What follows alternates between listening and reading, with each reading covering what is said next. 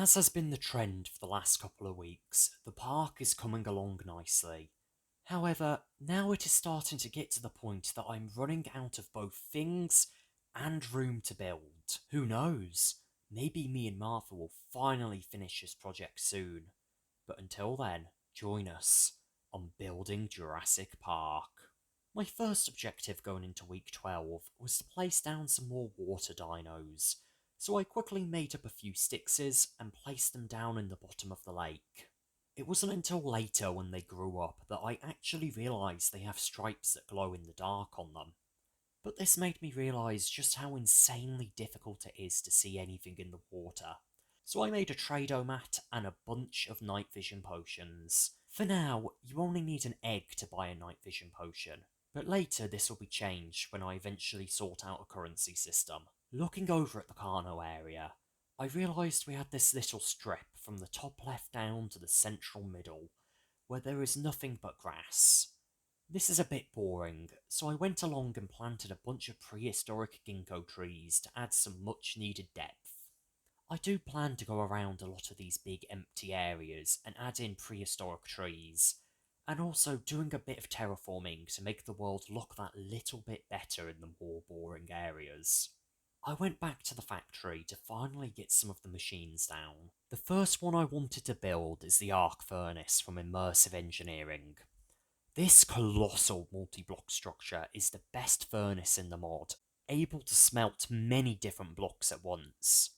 When combined with an ore crusher that lets you duplicate ore production, this arc furnace can be absolutely incredible. However, it does have one major weakness. It needs constant maintenance. This comes in two forms.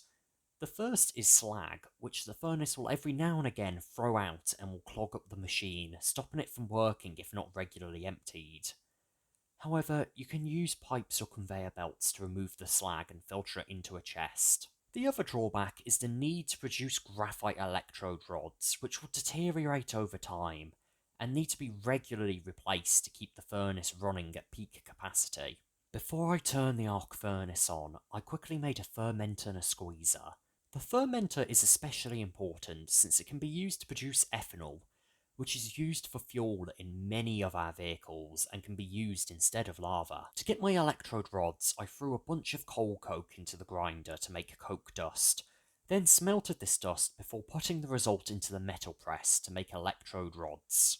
I also very quickly wired up a diamond chest and pipe system to the arc furnace to remove the slag from the machine.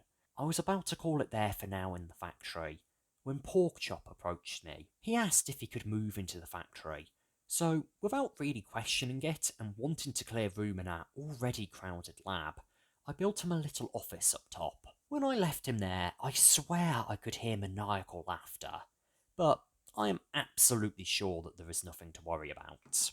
With that done, I finally set my sights towards one of the biggest single buildings we were aiming to build. The museum. From the earliest planning stages of the park, we knew we wanted to build a museum, and we knew we wanted to build it right between the two lakes. Despite this, we had been really reluctant to make a start on it, because we both knew it would be a large project and take a lot of effort. For now though, all I did was build the outside of the entrance, for which I made a big circle with a branchy skeleton surrounded by a pond in the middle. I then made a bunch of Kolineth and placed them in the pool. While I was at it, I couldn't resist making a pair of piranhas and placing them in the fish tank in the bedroom. Back at the factory, I placed down the digital miner to start automating our ore production again, but at first our ore production did not seem to be working. I eventually realised that I had mixed up the cables, so one quick fix later and I got it all working again. And it was beautiful. I just really like seeing the ore dropping into the grinder before being carried out and taken into the arc furnace via pipe. And watching the arc furnace work is just so cool. It's all just so quick and I love it. But at the water zone, I started digging out the other side of the tunnel. Now, for some reason, I decided I wanted to build a big underwater restaurant. And I can say I almost went insane building both this and a coffee shop. The underwater restaurant had a giant glass window, which trying to install it was just insanely annoying. I don't know why, but this restaurant took me way, way too long and drove me insane. Meanwhile, I was losing my mind underground. Martha built Stephen. Now, some context is needed here. Stephen is something Martha had built on a theme park we had built using a roller coaster mod a few years back. It served as part of a ride in the Viking Zone where the roller coaster goes through the mouth and down the throat of the sea monster. I knew I wanted to build an aquarium here, but didn't know exactly how I wanted it to look like. Luckily, Martha suggested she rebuilt Stephen to act as an entrance, and I think it looks great. Martha also made another egg farm over at the factory, because at this point, I think she's just gone completely insane with the eggs. Deciding I wanted to place down a new dinosaur, I got one ready that Martha had been wanting to see for ages. The Mosasaur. Okay, I'm not really too sure what you're gonna do.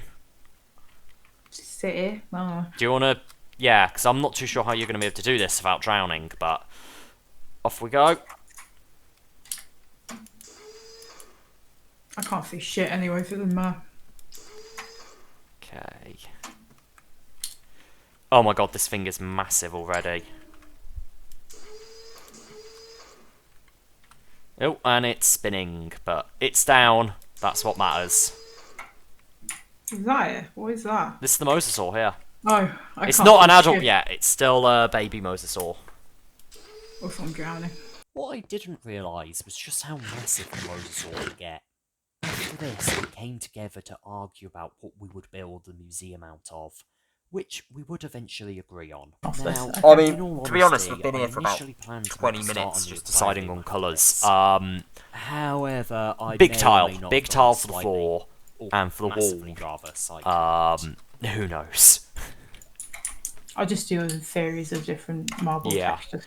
Worst case scenario, we can rip out the floor and go from there. Yeah. First off, I expanded the pier area at the water zone to loop it around on the side Stephen was. Then I realised it was a bit boring not being able to see any of the water dinos from the pier, so I came up with a solution, replacing the bottom of the lake with ocean to add a backlight. I used the sea moth to help navigate down there, and admittedly, this was another thing that took ages. But hey, at least I got a lot of clay from it. Oh yeah, and I was absolutely terrified of the mosasaur. I mean, just look at how colossal it is. But at the end of the day, all the effort and concern of being eaten was totally worth it. You could now actually see what was inside the pool from the surface, which is always a bonus.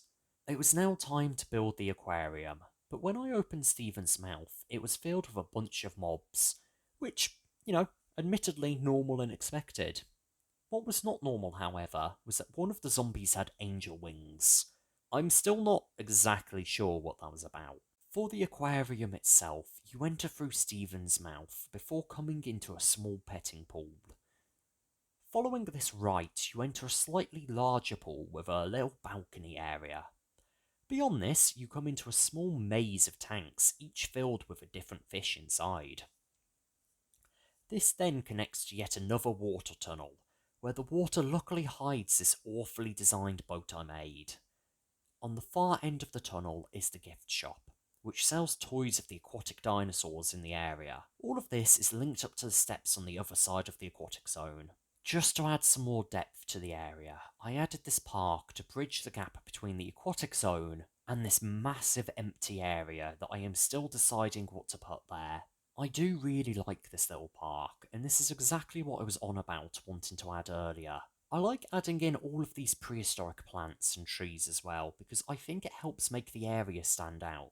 I realised it was also time to build something I really should have built much earlier. So I went to the docks at the bottom of the park and expanded it to add probably one of the worst looking boats ever, but I guess it could have turned out worse. I at the very least like how this bridge looks to get off the boat. The idea here is that the guests are brought to the park via boats, just like in the Jurassic World films. So, since this is for all purposes the true entrance of the park, I added a giant sign and placed down a giga skeleton and some other decorations. The entrance is something I do plan to come back to make it all come together a little bit more nicely. And that is where I will have to leave this week's episode. I mentioned briefly at the beginning that we are coming towards the end of the park. At the moment, my goal is to finish it by episode 15. Whether or not I will manage that remains to be seen, but I do think at our current rate of building, it is possible. So join us next time on Building Jurassic Park.